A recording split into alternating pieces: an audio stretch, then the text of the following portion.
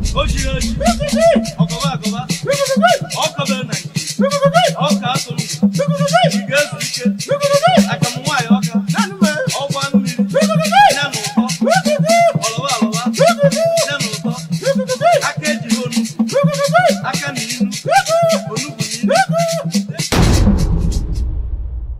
Igbo bụ Igbo ekele m ụzọ ọkwa mụnwa ajịrịja mmiri ekele m Igbo nọ n'ụzọ mụọ ọzọ Igbo nọ n'ụlọ na Igbo nọ n'ama asị m unu ndewo ekele m eberi ọmụma nwanne eberi ugo dike omuo ala eberi chekara m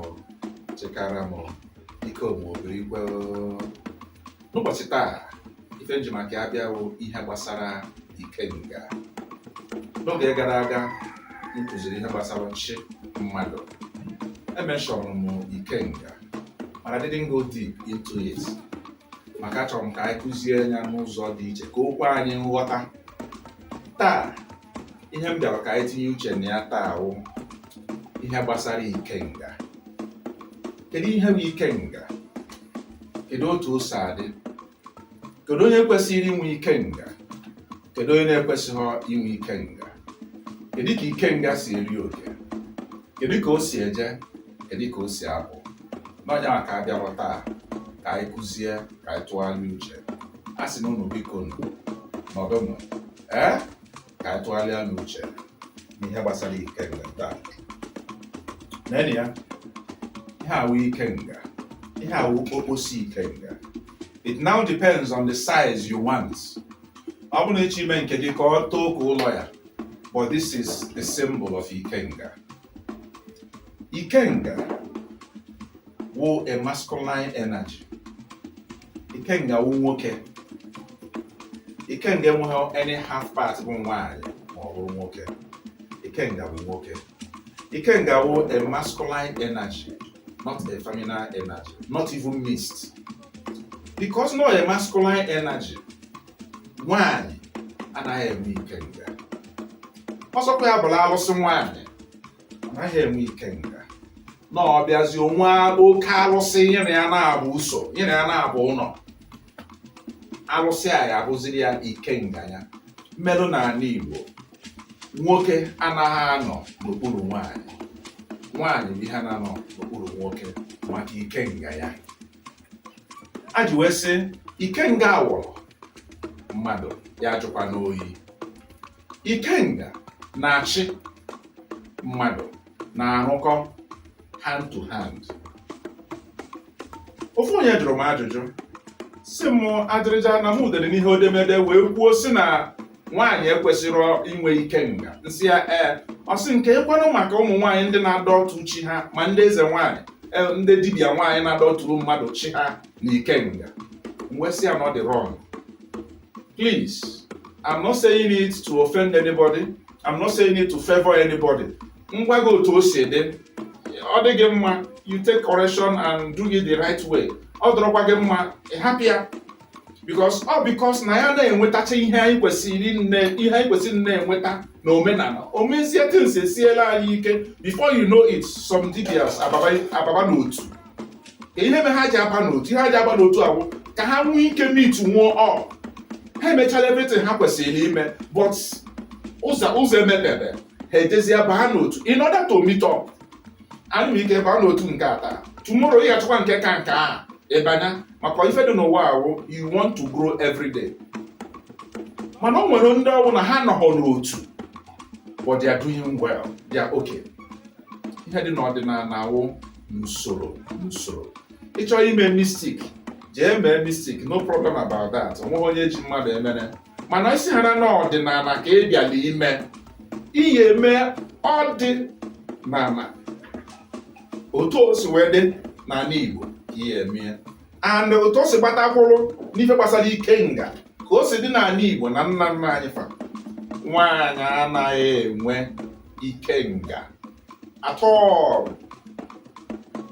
It's like na iwere engine 911 wee nye bọs, keke bọs a shuttle isi abụli ya, ọ ya anya ya because the engine did ya too much. Nwaanyị ama handle nwe ife dị n'Ikenga, not even arụsị. alụsị ọbụla bụ alụsị nwaanyị anaghị enwe ikenga, mana ọ na-enwe oke alụsị ị na ya na-abụ ụlọ. Ikenga alụsị azị ka ọ ga-eji na-arụ ọrụ. I don't know if we are getting it. So ọ bụrụ na ịbụ nwaanyị, ọ bụrụ na o nwego ka onye dị ọrụ gị, bụ people na-asị na akwa asị m ji adọ ọchị m, adọgo m chi m, mana ife bịazi siwenye ike go ke. Ọ bụrụ na adọnyalụ gị ikenga na-achị gị anwa, jee wepụ ikenga, go and detach it. Nwaanyị anaghị enwe ikenga. Ụmụ onye jụrụ m ajụjụ, oke ebe si na nwoke bụ ihe na-enwe ikenga, oke what of ụmụ nwaanyị ụmụ nwoke lọrọ ụwa? Ehe na since na nwoke na-enwe ikenga na ka ha dọọ n'ikenga, nsị ha na-asị ịma ndọ ikenga maka na nke nwa na onwe gị bụ ihe nọgodo alive now. Onye nke anwa anọrọ ya nọ ndụ a na-represent godo, and energy nwere na iji power na bụ feminine energy. You cannot handle the power si n'ikenga apụta. You cannot. Ọ ya emebiri gị ife. Ọ ya eme ife kwesịrị ime dịka nwaanyị ime. O nwere some women gasị na ha nọ na ha atụghị ime. Ikenga could cause you n'ịma ntụ ime. Because it's like heavy load bịara suchie gị your line of operation. Ọ suchie gị, a lot of things can happen.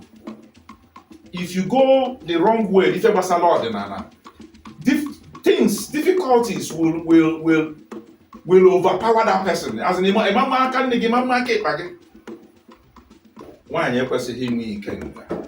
So nwoke ihe ya enwe ikenga. Onye ọzọ jụrụ m ajụjụ sị m nwoke adịlịja mmiri.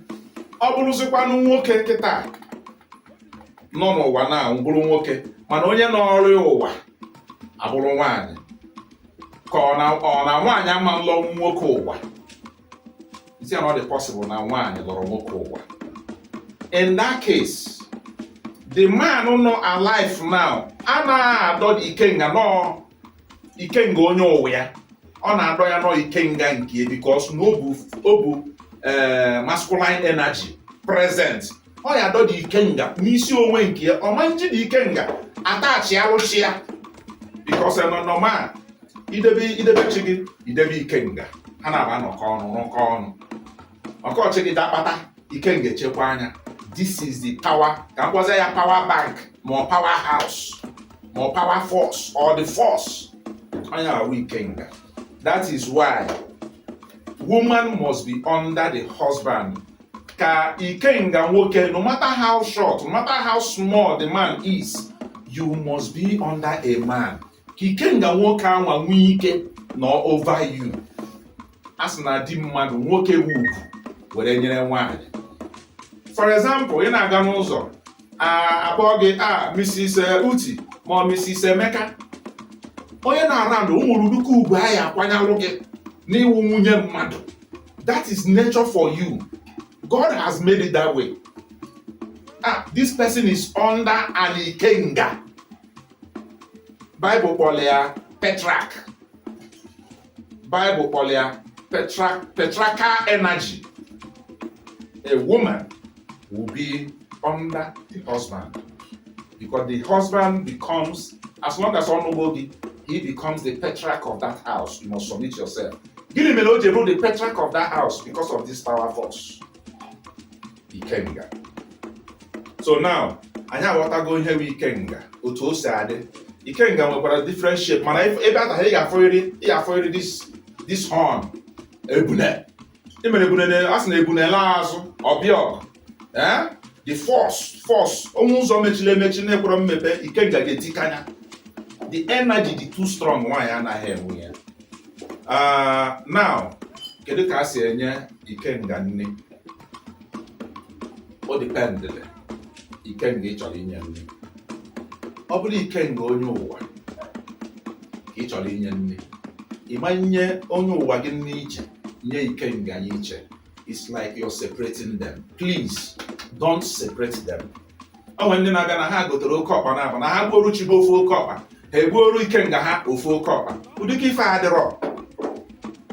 Ịbịa ịkpọọ ha chim na ikenga ya bịa rie n'oke, eji m oke ọkpa were bịa. Igbuo oke ọkpa anwa, ịwụsalụ chi gị, ịwụsalụ ikenga gị na-etụpụ. Ọ bụrụ mmanya, ịtụọlụ chi gị, ịtụọlụ ikenga ya. Don't separate them. You're separating them. This is the power force of your chi. Emere ha ka onye nke a ribe iche, onye eribe iche, ha kpaba oke, ha kpaba ha n'oke, there will be a problem. So you will not feed your chi differently and feed your Ikenga differently. The same goes to alụsị. Even agwụ, enwere Ikenga agwụ. Ọgwụ nke agwụ si wee bụrụ oke mmụọ dị nnukwu, enwere ihe a na-akpọ Ikenga agwụ. Ịya adọrọ Ikenga agwụ. Ịdọsị agwụ ma ịdọrọ Ikenga agwụ. The force ama nnọdụ ya. Enwere Ikenga agwụ. Nwebezie ife ndị ọzọ dị n'agwụ wee na-agbago. Ị bịakwa na alụsị the same thing. So taa, I believe na ya etinyetụgo ọnụ n'ife gbasalụ Ikenga. Ọ bụ ihe niile ka anyị akụzi otu mgbe. Mana otu ọ dị, onwezi onye nwere ajụjụ, inwe ajụjụ, mana o nwere ihe gbagwojuru gị anya, mana ịghọtasịghọ ka ife asị wee dị, please, don't hesitate to private chat me on WhatsApp. Ije n'ihe onyonyo, ịyafụ nọmba dị na ihe onyonyo. Weli ya, biko akpọ na-akpọ, chat me, I will respond to you. Mama nọ here, o nwere onye ọrụ m nọ that will respond to you. I believe we have been able to have some enlightenment on Ikenga. Ikenga, once again, is a power force and is a masculine energy. Ikenga, woman no dey get Ikenga. No matter how if you say you be eze nwanyị rich, you know, even alụsị wey be woman alụsị no dey get Ikenga. But if you want to function very well, to be active and strong, you go get male alụsị wey go dey with am, more or less like husband.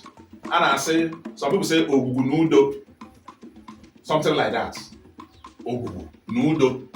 In most places, you na afọ ogugu, udo na around there. In most places, you na ogugu. Look around there, you have udo no somewhere. And you can't go and feed ogugu, do things for ogugu, and you will not remember udo. Otu akọdị. And you can't still go to udo, feed your udo, and you will not go to ogugu. Ya na ona. Ụmụ nwanyị, advice m na-enye ụmụ nwanyị, ma ndị na-eme ọdịna ma ndị na-abata abata. Ekwena this ụmụ nwanyị na ife ame na old days ama mmekwa nke bụ nna anyị. Nke bụ nna anyị, ịzọtaghị ya n'azụzọ kama onwe gị ka ị na-egbu. Ọ na-eme nwaanyị anwụ ọsịsọ maka sị na nwaanyị gbakarịa di ya n'ọsọ, ife echeru di ya echeli ya. Ihe asụsụ Igbo. Ọ dị ka n'ala Igbo, nwaanyị anaghị egbu akwụ, but today nwaanyị na-egbu akwụ. A lot of things nwaanyị na-anaghị eme, mana nwaanyị na-emezi eketa ka ọ bụrụ na asị na onye abụ kalịsịa. No, ọ dịrọ na n'ala Igbo. Eji n'aka gị kpata ife ga-emebili gị ife. If you're talking about the life you're living here, don't just depend on or just focus on the life you're living here. Think of the life here abịa, because ụwa bụrụ ofu mbịa. People na say, ụwa bụ ofu mbịa ka mmelụ because some ụwa bụ ofu mbịa. You are wrong. Ụwa bụrụ ofu mbịa. Ihe onye metara can tell, or ihe onye metara will tell. Ị nwere ike mee ya na ụwa bụ ofu mbịa, oge anya na ị na ndị ichie apịa gị ụtalị, pịa gbasịa gị arụ. Kama ya nọ na ndị ya na-erite oke n'obi nna gị fa, ịbanya n'ife a na-akpọ ndị yere eye, ha na dịka aka n'ogori. Ị na-afa megirife were aka ịkpa tụbili something, were aka ịkpa tụpụ ya. Asị na ndị yere eye, ndị anwa adịghị eso ndị ichie eri oke n'ọfọ. Kedu ife na-ebute mmadụ a na-eso ndị ichie eri oke n'ọfọ? Because na ị gara away from the principles or the foundation laid by your ancestors. You have gone astray. So ibichasịa ndụ amechasị odogwu niile ihe eme, oge ya napụlụfa, ha pịa gị, pịakọrịsịa gị, debezie gị na nkọ. Daalụnụ. Ụbọchị ọzọ ka anyị tinyekwa uche. Ọ bụ na onwe onye nwere ajụjụ n'ihe gbasara Ikenga, ya jụọ. Daalụnụ rinne. Ọkwa nwanne unu nwoke Ajịlịja Mmiri. Chat me on WhatsApp, don't call. You will see my number there, then we'll talk. Daalụnụ rinne. Facebook ijekwa na Facebook. I will be posting my video on Facebook, on TikTok, on YouTube, and Instagram. Nke ọbụla ị follow, you come across my page, Ajịlịja Mmiri, it must be Ajịlịja Mmiri. On Facebook, Ajịlịja Mmiri. On YouTube, Ajịlịja Mmiri TV.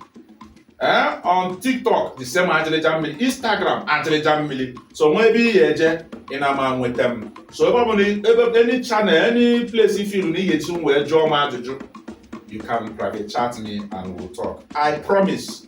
Na mmebe ka iri sure that na mma ị marụ more about this. Nke gbagwojuru mmanya nke m na-amarọ. I keep telling people. Onwe ihe bụ ọkachamara. Onwe ihe gbagwojuru mmanya sie m ike taa. I will go to ọga m maka enwere m ọga. Ọga na-ekelekwa gị. Anụfe ngene. Okwu dịrị onye nsọ ekene gị sa. Chekara m. Igbo bụ Igbo. Daalụkwa nri nne. Ụbọchị nta ka chọọ m n'Owerre ji. Ndewo.